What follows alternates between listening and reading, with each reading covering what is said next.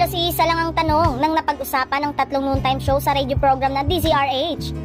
Malapit na raw bang si Baki ng tahanang pinakamasaya dahil hindi na ito kumikita?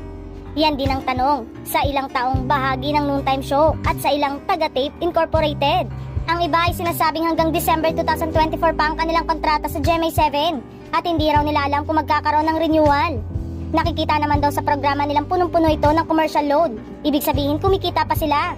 Ayon sa ilan, ay minimum daw na commercial load ng tahanang pinakamasaya ay 30 minutes.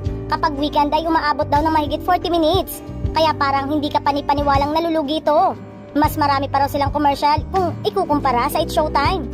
Pero pagdating sa ratings, nangunguna pa rin ang Itbulaga ng TVJ at madalas ay natatalo ng It's Showtime ang tahanang pinakamasaya.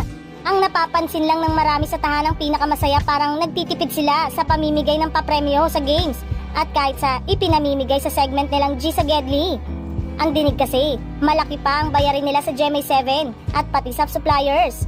Totoo kayang umaabot na raw ng halos 800 million pesos ang utang ng tape sa GMA7? Matagal na umanong pagkakautang yan sa GMA7 at nagkapatong-patong na lang.